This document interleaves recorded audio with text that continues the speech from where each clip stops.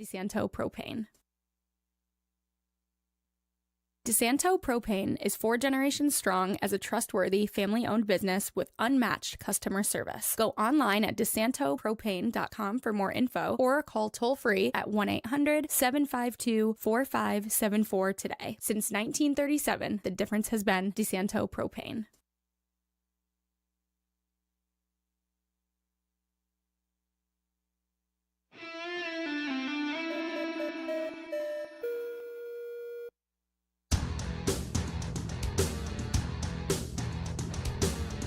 Good afternoon. Welcome back to Against the Boards. Chamberlain Bauder here with you as we talk all of the hockey and lacrosse in upstate and western New York. And without further ado, we will get straight into things because it has been an active week. Obviously, July 1st is going to be the first day of free agency for the NHL. We've got the draft coming up, and it just got real hot, folks. The 4th and 20th overall picks in the NHL draft currently sit with the Buffalo Sabres. And in my mind, could be a juicy goalie trade coming in there. I don't know if that's actually what's happening. I have zero insight. That is the one thing that I would say directly makes them a significantly better contender than they were in the playoffs this past season is a goalie to a caliber of a Connor Hellebuck, maybe. Please don't trade for Bobrovsky. There's a lot that can go down with that. Goalies is such a weird thing with so many of them having different no trade or no movement clauses. So whenever there is that opportunity that kind of presents itself, you got to look at it seriously. And right now, man, have the Sabres been cooking up some deals. They scoop up a 3rd-round draft pick for a player they weren't going to re-sign, send away his rights, and now Alex Tuch gets signed to an 8-year, $10.5 million contract by the Capitals. I don't know about you. I love Alex Tuch, don't get me wrong. Having a Sabres fan on the Sabres roster is awesome. I love Alex Tuch a lot. I don't love him enough to pay him $10.5 million for 8 more years. That's insane. That's so much money. So he moves on to Washington. The Bo Byron trade, ultimately someone that pretty soon here is going to have to be under contract negotiations as well. You get rid of the Jordan Greenway contract and you bring in a defender that is a scrapper, and you also bring in the 4th overall pick. Slap a 2nd rounder on top of that too. Like, what a trade. That trade specifically, what a trade. But now when you look at that 4th overall pick, do you keep it or do you use it as the trade value that exists with a number 4 overall pick? That's really the question that we'll kind of have to wait for an answer for, probably the day of the draft or the couple days leading up to the draft. But man, it has been exciting so far. My favorite thing that has happened from the Sabres, though, Zach Benson's 7-year, $7.5 million contract. He is going to be a 27-year-old getting paid $7.5 million to more than likely be on the Buffalo Sabres first line at that point. Now, given we're talking about 6 years from now, but still, like, a lot can happen in those 6 years, but still, like, that's insane. He's going to turn 28 and that contract will expire. Now, with that said, at 28, he's going to be teed up for a ginormous contract. So, like, from his agent's perspective, also insane. You're 23, you're making $7.5 million a year. Then you're 28, you've probably just played some of the best hockey of your career, and you'll be up for extension. Great work by both parties, in my mind. That is a win-win contract. Honestly, I think Benny wins more than the Sabres do in that case, but if you're a Sabres fan, who is the one player that you felt made the biggest impact on the ice in the playoffs this year? That was a forward. Period. An awesome contract extension. It is fun times in Buffalo right now. There has not been a trade that occurred that after seeing what was gotten or what was given up, I have questioned anything. Like, they all made sense for where this team is trying to go. But then with it coming off of having been in the playoffs, you're just like, oh, I would have thought that the Sabres would make the playoffs and then not do anything moving around and acquiring different picks and trade capital. And yet here they are doing it, just being smart about it. I was talking yesterday to my roommate, like, it's the gritty little stuff of, okay, we're not going to re-sign and extend a contract with this guy. Let's just take him off our list of re-signs. That's not how Buffalo's doing it. Instead, they're going, oh, this guy isn't going to re-sign. How can we get something for him still in this last week before the value is gone for us? And they've been succeeding in doing that so far. It's been awesome to watch. Still going to be a lot of questions, though, of what ends up being in Rochester. No doubt about that. We can get excited about Buffalo all we want, but right now getting excited about Buffalo means less players and less prospects in Rochester. But with that said, a 4th overall pick, a 20th overall pick, and a 45th overall pick could all be guys that end up in Rochester, or they're picks that get used for trade, and that's less fun for the Rochester fans. But honestly, I think when I look through this Amherst squad, they just need more vets, more AHL guys. They need the Michael Mershes and the Mason Jobsts back in this squad. And we'll see ultimately, there's still plenty of time right now for their situation to get a bit more squared away. It'll really ramp up when we get down to like prospects challenge and we know who else is under contract that's likely only going to be with the Amherst throughout the season. But yeah, it is an exciting time to be a Western New York hockey fan. No doubt about it. And in terms of lacrosse, I know Spencer's going to talk about it a little bit, but there's even a little bit more to talk about. The European Box Lacrosse Championship is occurring in Prague. Starts today, started this morning. All of the games are free on YouTube to watch. And Cam McLeod will be playing for England in their national team. His first game is tomorrow at 10:30 a.m. Eastern Time, 4:30 in Prague. I believe that's how the schedule is listed. It would confuse me if they were listing Eastern Standard Time and they weren't actually marking it down as that. But yeah, I'm so excited. I'm going to be rooting for England personally. That is the one current Nighthawk that is on a lineup is Cam McLeod. And then there's a couple throughout some different rosters. Stephen Keogh's playing in Ireland as well, along with some guys that Spencer will mention a little bit later playing for the Israel team. But yeah, it's a great time right now for being against the boards. Honestly, there's really just no other way to put it. Big thanks to my producer, Paul Russo, for getting us up and running. That is going to do it for me. We'll keep you up to date as we get into draft and free agency unrolling over the next couple of weeks for the NHL and everything with the Sabres. And we'll see where it ties to Rochester as things go on. But without further ado, we'll pass it over to Spencer for the rest of Against the Boards. So last week we found out Troy Cordingley is the new head coach of the Rochester Nighthawks. We got to talk with him during media availability last Thursday. I think he's going to bring something this team has needed badly the last couple of years, and that's accountability and grit.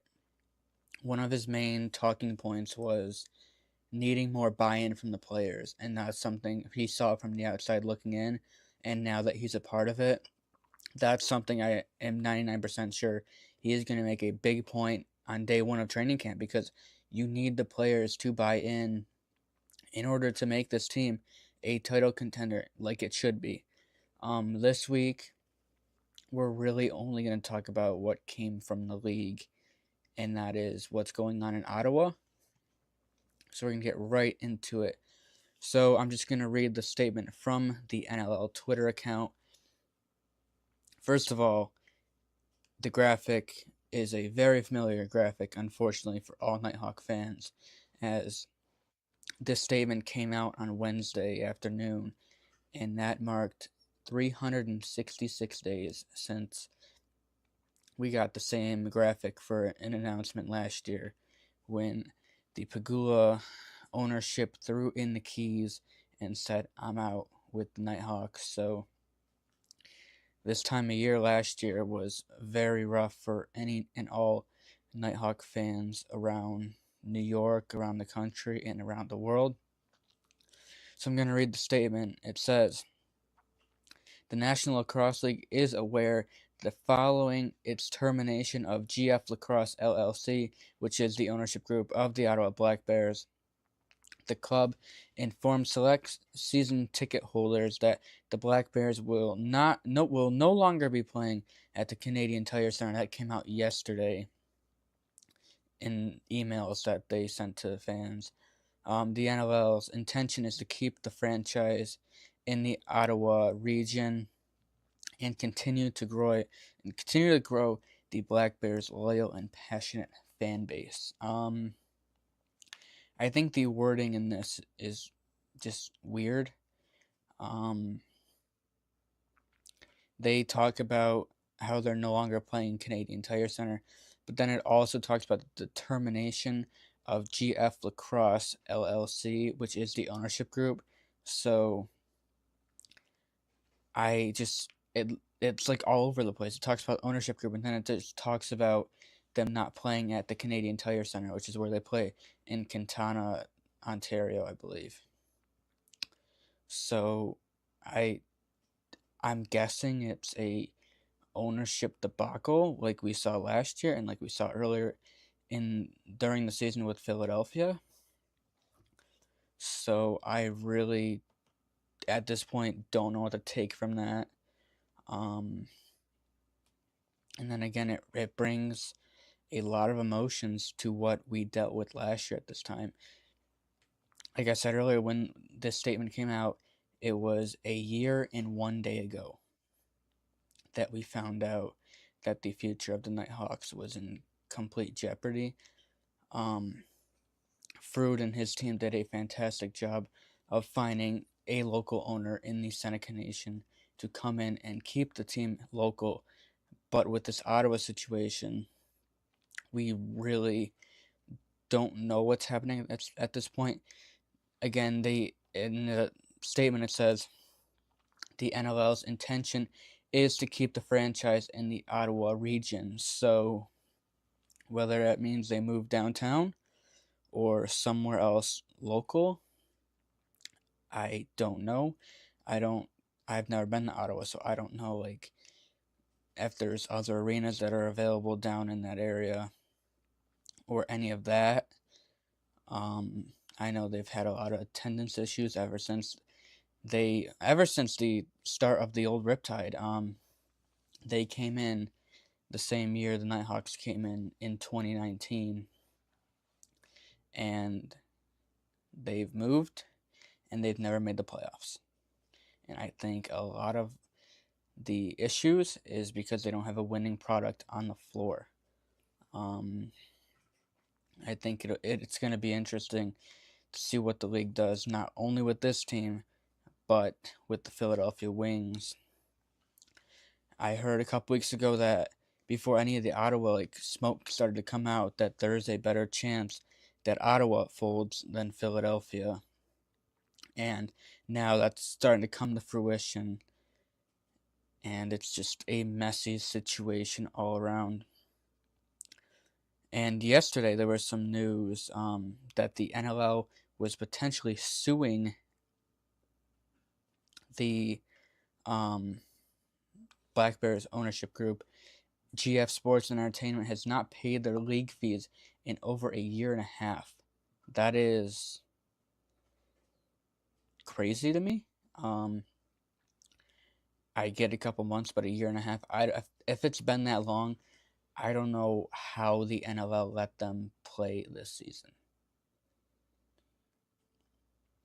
Anything more than a couple weeks, I think, is pushing it. And for them not to have paid anything in a year and a half, it's insane. And I forgot who it was, but there was a comment on there about also players getting paid, and I don't know how that's all worked out and whatnot, because there were talks that some of the players were getting paid, which if I'm a player and I'm not getting paid, I'm not showing up. So we it's an insane situation. Really, nobody knows what's going on at this point in the offseason. And with free agency opening up in just over a month, it's just really bad timing for the league to be doing all this. Not just with one team, but two. Free agency was all pushed back last year because of CBA talks and what was going on in the Flower City. So, unfortunately, I see that happening again. I will be very surprised if free agency starts on time on August 1st like it's supposed to, per the CBA. That's all this week. Euros starts on Thursday morning. It's an exciting time for myself and the rest of the First Line Sports Analytics group. We are covering the Euros men and women's tournament in Prague. I cannot wait for that action to start. I know the first game I'm doing starts 5 a.m. our time, so it's an exciting time for any lacrosse fan. It's on YouTube. It's free. If you love lacrosse, you love the sport of box lacrosse, I highly recommend go watch some of those games. It's not the skill level you see in the NLL, but I honestly think it's more entertaining that way. There's a bunch of former Nighthawks on the roster. I haven't looked at them all, but I know Doug Udding and Parker Fear are both on Team Israel. So those are two former K-Hawks. Doug Udding from the first year in the 2019-2020 season. And Parker played, I believe, the 22-23 season with the Nighthawks. Parker didn't play many games, but I know Doug Udding played, I think, almost that whole first year before the season got shut down because of COVID. That's all we're going to talk about this week. And I know Chamberlain's going to be talking about some big Sabres news. They've made some huge moves these last couple of days, and it's for once, it's an exciting time to be a Sabres fan. So we'll just keep an eye out on all these sports talk over the next week, and we'll see you again next week.